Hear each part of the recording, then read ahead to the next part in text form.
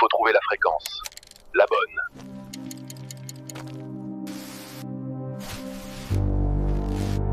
Welcome citizens to the new dawn.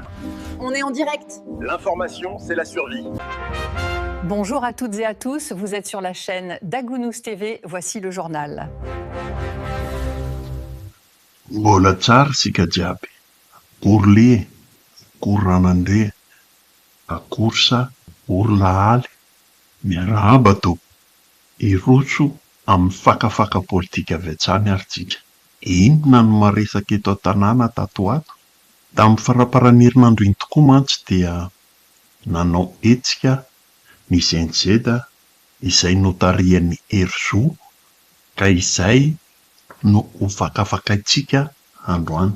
Nanao hetsika hoy aho ny tanora ZZ notarian'ny Herzog, izay hetsika nambaran'izy ireo fa andravana na ny ACC, ny CNI, ny anteny meram-pirenena satria araky ny nambarandry zareo dia mbola feno olony rajoelona ao anatin'ireo rafitra ireo.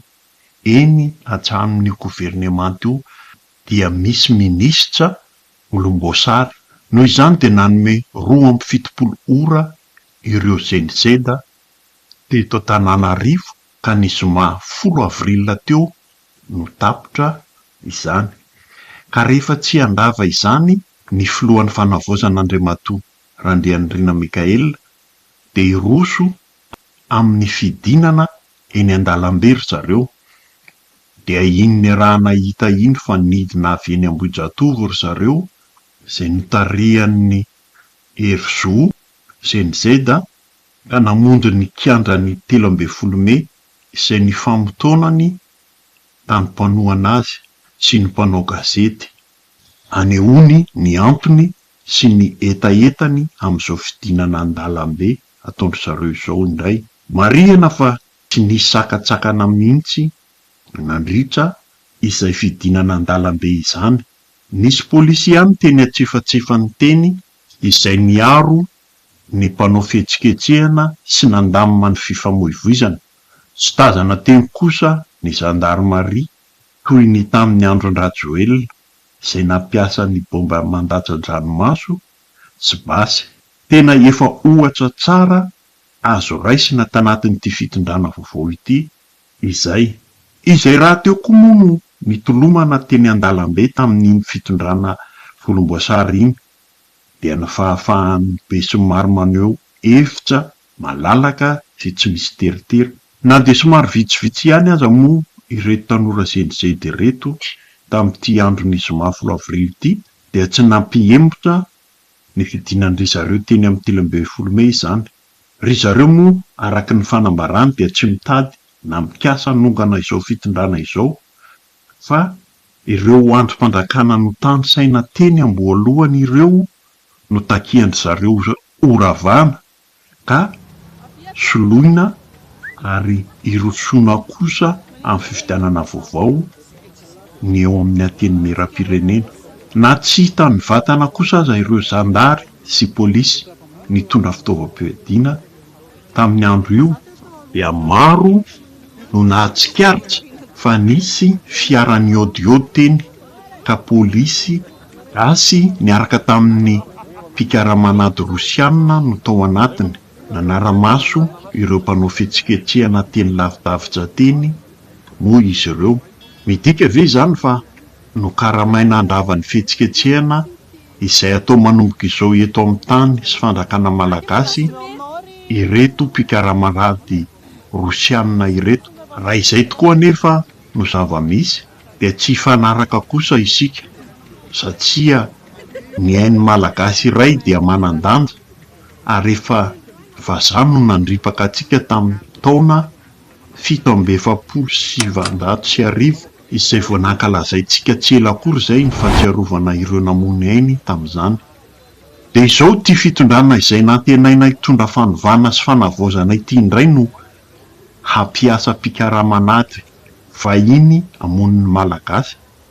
Ny olatra napetsaky ny ry kolonely Tojo sy ry Zesisy tamin'iny tolon'iny aza mbola tsy manako-pery akory ento ampieverana tsara ny zavatra ataonareo fa sao dia indray no singam-bolo andavon'ny vosotra.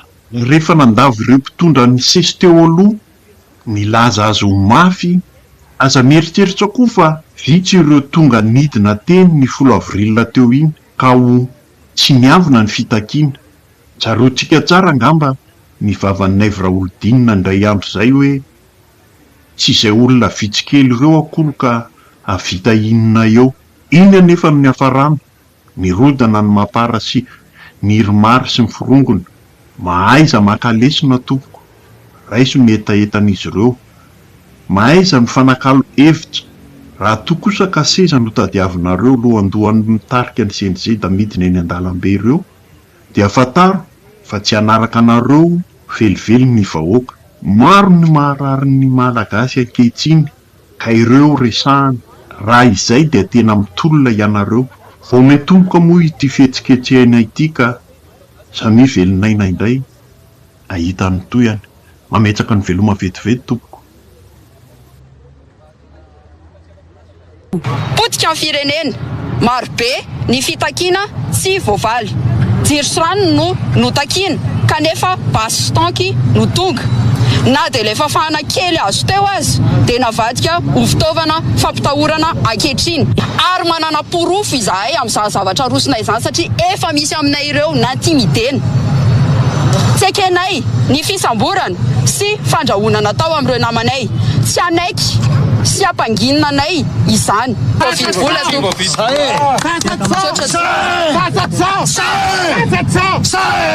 Dia nitakiana tamin'izany ny fanafoanana ny CENI, notakiana tamin'izany ny fanafoanana ny teny-meram-pirenena, notakiana tamin'izany ny fanafoanana ny ACC.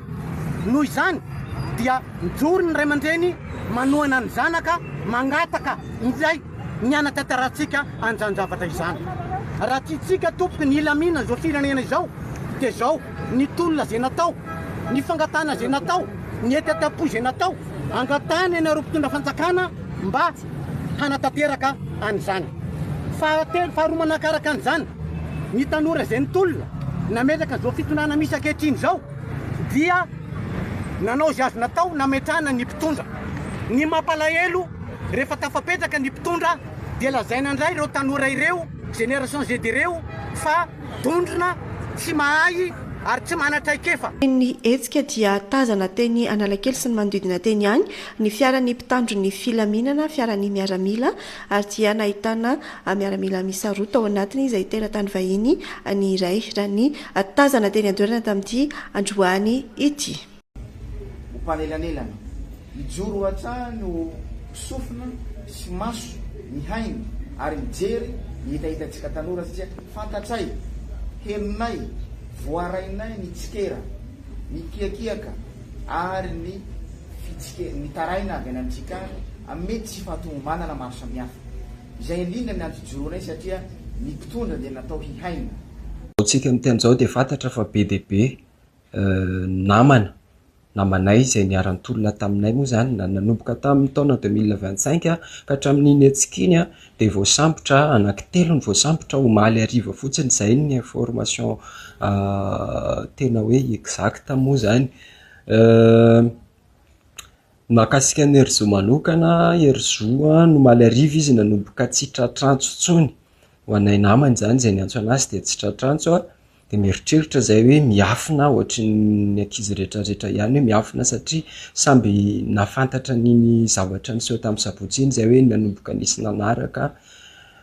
Nomaly ariva ihany koa miora tsy tratrantso ny voan'ny tao an-trano dia nanao fitafiana toy ny andeha hivavaka izy ary ny vadiny moa no fampiresaka amin'ny vadana tamiko mahaly alina hoe sao niona reo sy miora androany dia tsy niona aho azy fa nilaza izy fa hoe hivavaka dia izay mihitsy ozy izy nanao fitafiana andeha hivavaka izy niala teto androany ary izy rehefa mivavaka dia isaky ny ariva foana fivavahana amin'ny ariva no vinjeny.